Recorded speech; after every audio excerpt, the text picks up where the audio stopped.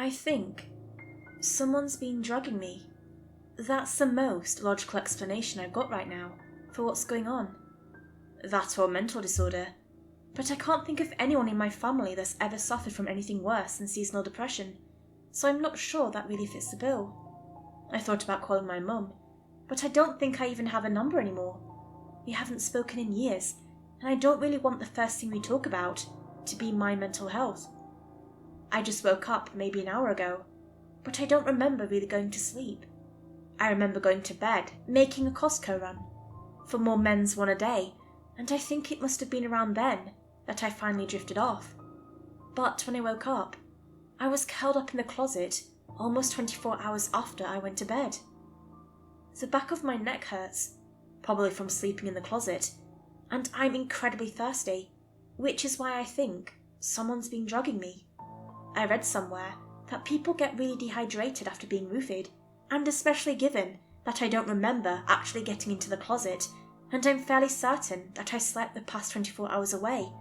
I think that's a good indication that someone's been dosing me with something. I was about 3 pills in when I realised it was probably the vitamins. Someone had seen me taking them and must have decided to slip something extra in them.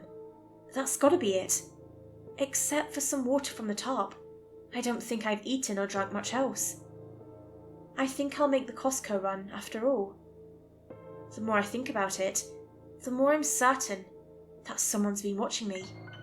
They say to always trust your instinct, that it's there for a reason, and I felt like I'd been under surveillance for at least the past week, maybe even my whole life.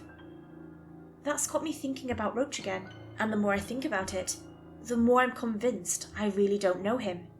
Photoshop is a powerful tool, and I don't think it's out of the question at all that this man could have been photoshopped into my yearbook photos. That probably wasn't even my yearbook. I went back into my basement to double check. I figured that just about any kind of Photoshop leaves clues, so I bet I could find a hint of tampering in the photos I saw of me and Roach. Except when I got into the basement, the box was gone.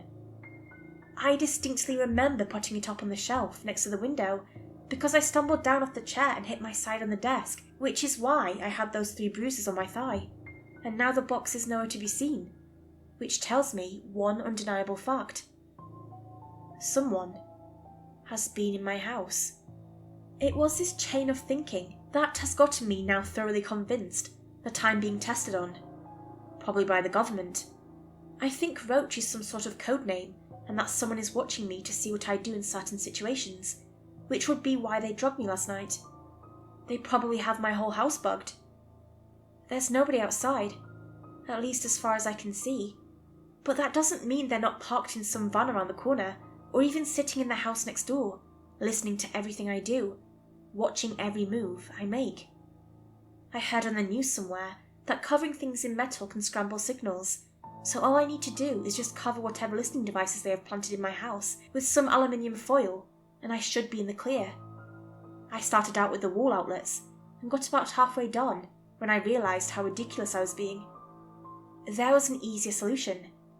I first heard about the Faraday cage in my high school science class. However, I've seen it since then on movies and TV shows when a character is trying to avoid being detected. As it turns out, the concept is incredibly simple.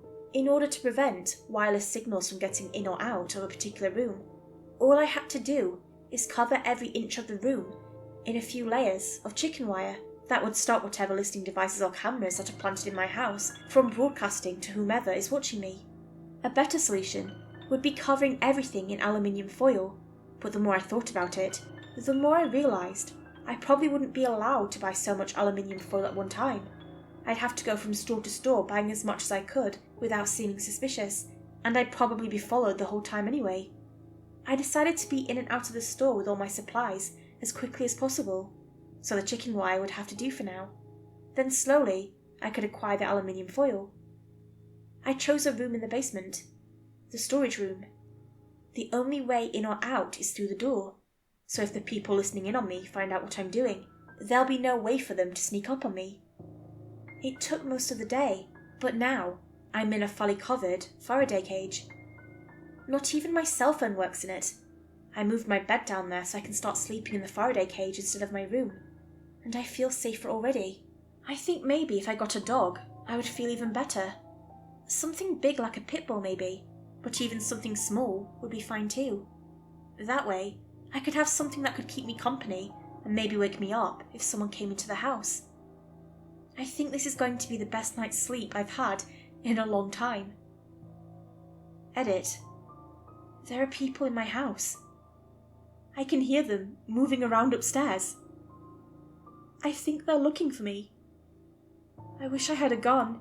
I feel stupid for not thinking about it before. I've got a crowbar though, so if anyone comes through that door, they'll get a face full of iron. I don't think they've thought about coming down the stairs yet, because I can still hear them walking around the floor above me. I count 2, maybe 3 pairs of feet, and they sound small. I know it sounds odd, but it sounds almost like the light footsteps of children, instead of the large men in suits I keep imagining while I was setting this room up. I can hear them talking, I think, but I can't make out any words. I don't think it's English though. It sounds almost like those dialects from the African Bushman tribes where they speak with clicks from the backs of their throats. I keep thinking I should go upstairs to see what they want, but I know it's a bad idea. I should just stay down here where it's safe, where they can't find me, where I can protect myself. I wish I could call the police. This Faraday cage was such a stupid idea. Maybe if I cut just a small hole in it, I could get a signal out. But then that would mean they could get a signal too. Would it really be all that bad though? I mean, I don't know they're using any sort of wireless devices. What am I saying? Of course it would be bad. It's these thoughts. Something about them. The back of my neck itches. I keep scratching it, and the nape of my neck is wet. I'm sure it's blood, but it just itches so bad.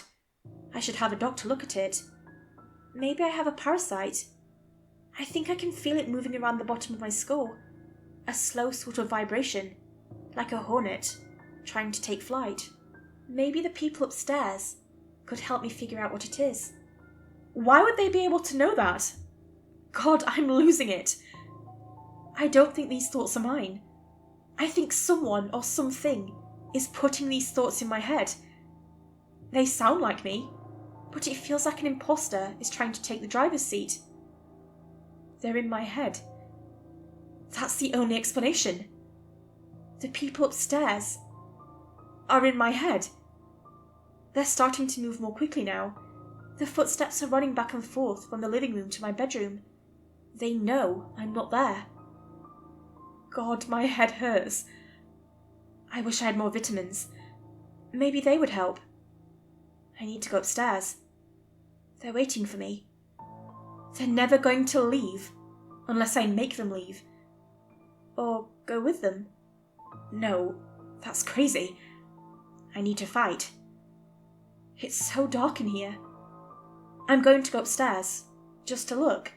I've got my crowbar if things get bad, but I think I can be quiet enough to sneak up without being noticed. I just want to see how many there are and what I'm up against, and then I'll come back down. I'll be right back.